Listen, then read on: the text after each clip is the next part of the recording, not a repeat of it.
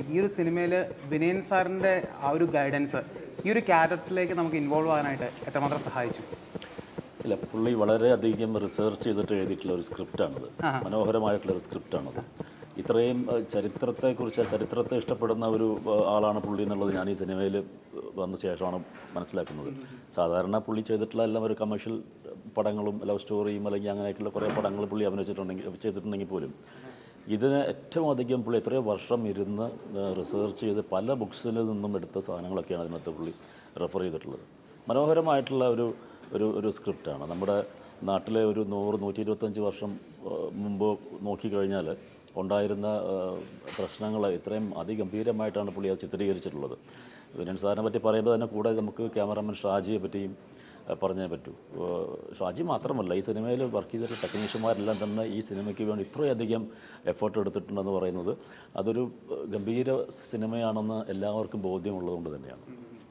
ഇപ്പോൾ സുരേഷ് ചേട്ടൻ്റെ കാര്യം എടുത്ത് നോക്കുവാണെങ്കിൽ സീരിയൽ രംഗത്ത് നിന്നാണ് സിനിമയിലേക്ക് കടന്നു വന്നത്. അതെ, ശരിക്കും പറഞ്ഞിട്ടുണ്ടെങ്കിൽ സീരിയലിൽ നിന്ന് വന്ന് സിനിമയിൽ തൻ്റേതായൊരു സ്ഥാനം ഉറപ്പിച്ചിട്ടുണ്ട്. ഒത്തിരി ആളുകൾ പറയുന്ന ഒരു മിത്താണോ എന്നറിയില്ല, സീരിയലിൽ നിന്ന് വന്ന ആളുകൾക്ക് സിനിമയിലേക്ക് എൻട്രി അല്പം ബുദ്ധിമുട്ടാണെന്ന്. എന്താ അതിനെപ്പറ്റി പറയാനുള്ളത്? അത് എന്തുകൊണ്ടാണെന്ന് അറിയില്ല. മിക്കവാറും പറയുന്നത് ശരിയാണ്. ഒരുപാട് നല്ല കഴിവുള്ള ആൾക്കാർ ടെലിവിഷൻ രംഗത്ത് ഇപ്പോഴും ഉണ്ട്. പക്ഷേ ചിലപ്പോൾ ഒരുപക്ഷെ നമ്മൾ എന്നും ടി വിയിൽ കണ്ടുകൊണ്ട് ഒരു ഓവർ എക്സ്പോഷർ ഉള്ളതുകൊണ്ടാണോ എന്നറിയില്ല. പിന്നെ ഇതൊരു ഭാഗ്യം കൂടിയാണ്. എനിക്ക് ആ ഭാഗ്യം കിട്ടിയ ഒരാളാണ് ഞാൻ. സ്ത്രീ എന്നൊരു സീരിയലിൽ അഭിനയിച്ചുകൊണ്ടിരിക്കുമ്പോഴാണ് എനിക്ക് വിനയൻ സാറിൻ്റെ അടുത്ത് നിന്ന് ഒരു കോൾ വരുന്നത് ആ സിനിമയിൽ അഭിനയിക്കാൻ വേണ്ടിയിട്ട്. അപ്പോൾ അങ്ങനെ പുള്ളി വിളിച്ചതുകൊണ്ട് ഞാൻ എന്നിവിടെ നിൽക്കുന്നു. ഒരുപക്ഷെ പുള്ളി വിളിച്ചില്ലായിരുന്നെങ്കിൽ ചിലപ്പോൾ ഞാൻ എന്നും സീരിയലിൽ ചിലപ്പോൾ നിന്നിട്ടുണ്ടായിരിക്കണം. ആ ഒരു കാലത്ത് ഇനി ഞാൻ സിനിമയിൽ വരും അങ്ങനെ ഉള്ളിലൊരു തോന്നലുണ്ടായിട്ടുണ്ടോ ഏതെങ്കിലും സമയത്ത്? ഇല്ല, ഞാൻ അങ്ങനെയൊന്നും അധികം അതിനെപ്പറ്റി ചിന്തിച്ചിട്ടില്ല. ആക്ച്വലി ഞാൻ അന്നൊക്കെ മദ്രാസിൽ നിന്ന് വന്ന് പോകുന്നൊരു ആളാണ്. അവിടെ വന്ന് സീരിയലിൻ്റെ വർക്ക് കഴിഞ്ഞാൽ നേരെ തിരിച്ച് മദ്രാസിൽ പോകും. അന്ന് തമിഴ് സിനിമയും അല്ലെങ്കിൽ അങ്ങനത്തെ ചില ആഗ്രഹങ്ങളൊക്കെ ഉണ്ടായിരുന്നു. മലയാളത്തിൽ അങ്ങനെ എനിക്കാരും പരിചയമില്ല, ഒന്നുമില്ല. കരുമാടിക്കുട്ടൻ എന്നുള്ള സിനിമ ഒരുപക്ഷെ അഭിനയിച്ചിട്ടില്ലായിരുന്നെങ്കിൽ ഞാനിപ്പോൾ സിനിമയിൽ ഉണ്ടായിട്ടുണ്ടോ എന്ന് എനിക്ക് ചോദിച്ചാൽ ഉത്തരമില്ല. ചിലപ്പോൾ വേറെ ആരെങ്കിലും ചിലപ്പോൾ വിളിച്ചിട്ടുണ്ടെങ്കിൽ. അതർവൈസ് ഞാൻ ചിലപ്പോൾ എപ്പോഴും ടി വിയിൽ ചിലപ്പോൾ നിന്നിട്ടുണ്ടായിരിക്കണം, അല്ലെങ്കിൽ വേറെ എന്തെങ്കിലും പണിക്ക് പോയിട്ടുണ്ടാവണം. ഇപ്പോൾ സീരിയൽ അഭിനയമാണോ അതെയോ സിനിമ അഭിനയമാണോ കൂടുതൽ കംഫർട്ടായിട്ട് തോന്നിയിട്ടുള്ളത്? അത് രണ്ടും എനിക്ക് തോന്നുന്ന ചെറിയ ചെറിയ വ്യത്യാസങ്ങൾ ഓരോന്നിനും ഉണ്ടെന്ന് എനിക്ക് തോന്നുന്നു. വ്യത്യാസമല്ല, നമ്മൾ ചെയ്യുന്ന ജോലികളൊക്കെ ഒന്ന് തന്നെയാണ്. ഈ പറയുന്ന പോലെ സിനിമയാണ് നമ്മൾ കൂടുതൽ ആളുകളിലേക്ക് എത്തുന്നതും, അല്ലെങ്കിൽ സിനിമയാണ് എല്ലാവരുടെയും മനസ്സിൽ അവസാനം സിനിമ എത്തുക എന്നുള്ളതാണ് എല്ലാവരുടെയും മനസ്സിലുണ്ടാവുക. ടെലിവിഷൻ ശരിക്കും പറയുകയാണെങ്കിൽ ഒരു ജോലി പോലെ, ഒരു സർക്കാർ ജോലി പോലെ രാവിലെ പോവുക, വൈകുന്നേരം വരെ അഭിനയിച്ചുകൊണ്ടിരിക്കുക എന്നുള്ള സംഭവം കാര്യങ്ങളൊക്കെയാണ് സിനിമ. അന്ന് തന്നെ ഡബ് ചെയ്യുകയും വേണം, ഒത്തിരി സ്ട്രെയിൻ എടുക്കേണ്ട ഇതാണ്. ഇപ്പം ഞാനൊക്കെ അഭിനയിച്ച സമയങ്ങളിലൊക്കെ ഒരു മിനിറ്റ് ഇത്ര ഡ്യൂറേഷൻ, ഒരു ദിവസം ഇത്ര ഡ്യൂറേഷൻ എടുത്തു കഴിഞ്ഞാൽ കെ രാജീവൊക്കെ പാക്കപ്പ് ചെയ്യും. അതൊരു 16 മിനിറ്റൊക്കെ അന്ന് മതിയെങ്കിൽ ഇന്ന് 45-50 മിനിറ്റ് നിങ്ങൾ ഒരു ദിവസം ഷൂട്ട് ചെയ്യണം. അപ്പോൾ വന്നു കഴിഞ്ഞാൽ ഒരു ആർട്ടിസ്റ്റിന് സീൻ വായിച്ചു നോക്കാനോ അല്ലെങ്കിൽ ഒരു ഡയറക്ടർക്ക് പറഞ്ഞു കൊടുക്കാനോ ഇതൊന്നുമില്ല. വന്ന് ഒട്ടും സമയം കളയാതെ എടുത്തെടുത്തെടുത്ത് ഇങ്ങനെ അങ്ങ് പോകണം. അതാണ് ഇപ്പോഴത്തെ ഒരു സംഭവം നടക്കുന്നത്. ഞാനൊന്നും ചെയ്യുമ്പോൾ അങ്ങനെയല്ലായിരുന്നു, ഭയങ്കര റിലാക്സ്ഡ് ആയിരുന്നു. പിന്നെ അന്നും ഈ ഇപ്പോഴും പറയാറുണ്ട്, അതുകൊണ്ട് തന്നെ സീരിയൽ ആർട്ടിസ്റ്റിലാർക്കും പിന്നെ ഡയലോഗൊക്കെ പ്രോംപ്റ്റ് ചെയ്ത് കൊടുക്കണം. അവർക്ക് കാണാപ്പാടം പഠിക്കാനുള്ള സമയവും കാര്യങ്ങളൊന്നുമില്ല. പക്ഷെ ഞാൻ സീരിയലിൽ അഭിനയിക്കുന്ന സമയത്താണെങ്കിലും ഡയലോഗ് പഠിച്ച് തന്നെയായിരുന്നു ഞാൻ പറഞ്ഞിരുന്നത്. സിനിമയിൽ പ്രോംപ്റ്റിംഗ് ഇല്ല. ഇപ്പോൾ സിനിമയിലെ ഡയലോഗ് നമ്മൾ പഠിച്ച് തന്നെ പറയണം. അതുകൊണ്ട് പെട്ടെന്ന് അവിടുന്ന് ഒരാൾക്ക് ഇവിടെ വന്നു കഴിഞ്ഞാൽ ഒരു വിറയലുണ്ടാവും. ഇത് പഠിച്ചെടുക്കാനുള്ള ഒരു സമയം കിട്ടാൻ ബുദ്ധിമുട്ടായിരിക്കും. സോ എനിക്ക് സീരിയലിൽ ആ ഒരു എക്സ്പീരിയൻസ് ഉള്ളതുകൊണ്ട് സിനിമയിൽ വന്ന ശേഷം എനിക്ക് ആ ഒരു ബുദ്ധിമുട്ടുണ്ടായിട്ടില്ല. ഡയലോഗ് പഠിച്ച് തന്നെ പറയാറുള്ളൂ, അല്ലാതെ പ്രോംപ്റ്റിങ്ങിലും പരിപാടിയിൽ നിൽക്കാറില്ല.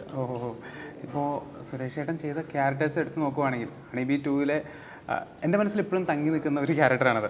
സുരേഷ് ചേട്ടൻ്റെ ഫേസ് എൻ്റെ ഉള്ളിലേക്ക് വരുമ്പോൾ ആ ഒരു ക്യാരക്ടറാണ് പെട്ടെന്ന് വരുന്നത്.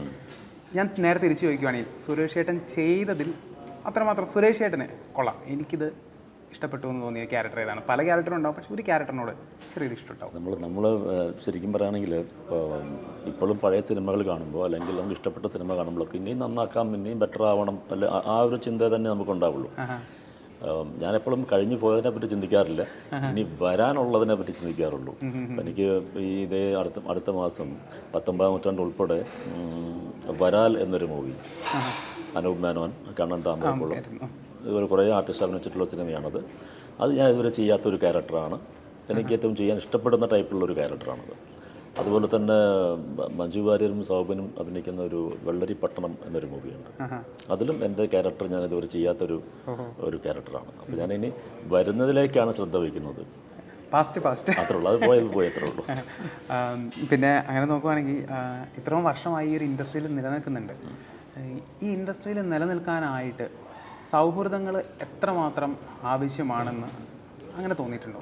സൗഹൃദവും ബന്ധങ്ങളും ഒക്കെ തന്നെയാണ് ഒരുപക്ഷെ ഞാനിപ്പോഴും ഇവിടെ നിൽക്കുന്നുണ്ടെങ്കിൽ. അല്ലാതെ ഒരു ഭീകര പെർഫോമൻസ് കാണിച്ചിട്ട് ഇവിടെ നിൽക്കുന്ന ഒരാളല്ല എന്നുള്ളത് എനിക്ക് നന്നായിട്ട് അറിയാം. എന്നെക്കൊണ്ട് ചെയ്യാൻ പറ്റുന്ന പോലെ ചെയ്യുന്നു. പക്ഷേ അതിലേക്ക് എത്തിപ്പെടുന്നതെല്ലാം തന്നെ എൻ്റെ സൗഹൃദങ്ങളാണ്. ഞാൻ സൂക്ഷിച്ചിട്ടുള്ള സൗഹൃദങ്ങൾ, ആ സൗഹൃദങ്ങൾ വഴി തന്നെയാണ് പല കഥാപാത്രങ്ങളും കിട്ടിയിട്ടുള്ളതൊക്കെ. ഇപ്പോൾ സച്ചി എന്നൊക്കെ പറയുന്ന നമ്മളെ വിട്ടുപോയ സച്ചിയുടെയൊക്കെ ഒരു ബന്ധം കൊണ്ടാണ് കുറച്ചൊക്കെ ഹ്യൂമർ ക്യാരക്ടറിലേക്ക് ഞാൻ മാറി വരാനുള്ളൊരു കാരണം. കാരണം റിയൽ ലൈഫിൽ ഞാൻ അങ്ങനെ ഒരു ബലപ്പെടുത്തുകാരനോ അല്ലെങ്കിൽ അങ്ങനത്തെ ആളൊന്നുമില്ല. ഭയങ്കര ഹ്യൂമർ ഇഷ്ടപ്പെടുന്ന ആൾ, അത്യാവശ്യം ഹ്യൂമർ പറയുന്ന ഒരാളും ഒക്കെയാണ് ഞാൻ. അപ്പോൾ അത് അടുത്ത് അറിയാവുന്ന, ഞങ്ങളൊക്കെ ഒരുമിച്ച് താമസിച്ച ആൾക്കാരാണ്. സച്ചിയും ബിജു മേനോനും ഒക്കെ ഞങ്ങൾ ഒരുമിച്ച് താമസിക്കുന്ന ആൾക്കാരാണ്. അപ്പോൾ അവർക്ക് അറിയാം ഇവനെ കൊണ്ട് ഇങ്ങനെ ചെയ്യിപ്പിക്കാൻ പറ്റുമെന്നുള്ളത്. അത് ഒരു പക്ഷേ ആ ധൈര്യം വേറൊരു സംവിധായകൻ എടുക്കാൻ ബുദ്ധിമുട്ടായിരിക്കും. അപ്പോൾ അങ്ങനെയാണ് കുറേ സിനിമകൾ, ഈ അനാർക്കലിയും അല്ലെങ്കിൽ ഷെർലക് ടോംസും ചേട്ടായിസ് എന്നുള്ള മൂവീസും ഒക്കെ വന്നത് അങ്ങനെയാണ്. സിനിമയിൽ വന്ന ശേഷം അധികവും മമ്മൂക്കയുടെ കൂടെയായിരുന്നു അഭിനയിച്ചത്. ആരംഭകാലത്ത് തന്നെ മമ്മൂക്കയുടെ അടുത്ത വലയത്തിലെത്താനുള്ള ഭാഗ്യം ലഭിച്ചയാളാണ്. അദ്ദേഹത്തിന്റെ ഭക്ഷണക്രമം കാണുമ്പോൾ തനിക്ക് വലിയ അത്ഭുതം തോന്നിയിട്ടുണ്ട്. ഇത്രയും പൈസയും ജോലിക്കാരുമുണ്ട്, എന്നാൽ പോലും അദ്ദേഹം കഴിക്കുന്നത് കുറച്ച് ഇല പുഴുങ്ങിയതും കപ്പലണ്ടി പുഴുങ്ങിയതും ഒക്കെയാണ്. ഒരാൾ അയാളുടെ തൊഴിലിനു വേണ്ടി മാത്രമാണ് ആരോഗ്യത്തെ ഇങ്ങനെ നിലനിർത്തുന്നത്. അത് തനിക്ക് പ്രചോദനമായെന്നും സുരേഷ് കൃഷ്ണ പറയുന്നുണ്ട്. മമ്മൂട്ടിയെ പരിചയപ്പെടുന്നതിന് മുൻപ് തന്റെ ആഹാര രീതി മോശമായിരുന്നു എന്നാണ് സുരേഷ് കൃഷ്ണ പറയുന്നത്. മമ്മൂട്ടി തന്നെ പ്രൊമോട്ട് ചെയ്തു എന്നറിയില്ല. അങ്ങനെ ഉണ്ടെങ്കിൽ തന്നെ പുള്ളി പറയില്ല. സംവിധായകർ എന്നോട് അങ്ങനെ പറഞ്ഞിട്ടില്ല. ആ സമയത്തും ഇപ്പോഴും മമ്മൂട്ടിക്ക് കംഫർട്ടബിൾ ആയവരെ ആയിരിക്കും സിനിമകളിൽ കാസ്റ്റ് ചെയ്യുന്നത്. അങ്ങനെ ചോദിക്കുമ്പോൾ അവൻ കുഴപ്പമില്ല ഇട്ടേക്കെന്ന് പറഞ്ഞിരിക്കാം എന്നും സുരേഷ് കൃഷ്ണ പറയുന്നുണ്ട്. അതേസമയം മോഹൻലാലിനും മമ്മൂട്ടിക്കും സിനിമയോട് വലിയ ആത്മാർത്ഥതയാണ് ഉള്ളതെന്നും സുരേഷ് കൃഷ്ണ പറയുന്നു. കാരണം 102 103 ഡിഗ്രി പനി ഉള്ളപ്പോഴും മോഹൻലാൽ അഭിനയിച്ചിട്ടുണ്ട്, അതും ഫൈറ്റ് രംഗങ്ങളിൽ. അതുപോലെ തന്നെ മമ്മൂക്കയുമായി സെറ്റിൽ സമയം ചിലവഴിക്കാനും ഇഷ്ടമാണ്. ഇവരാക്കിയത് സിനിമയാണ്. അതുകൊണ്ട് തന്നെ ആ നന്ദി ഇവർ ഇന്നും സിനിമയോട് കാണിക്കുന്നുണ്ടെന്നും താരം പറയുന്നു.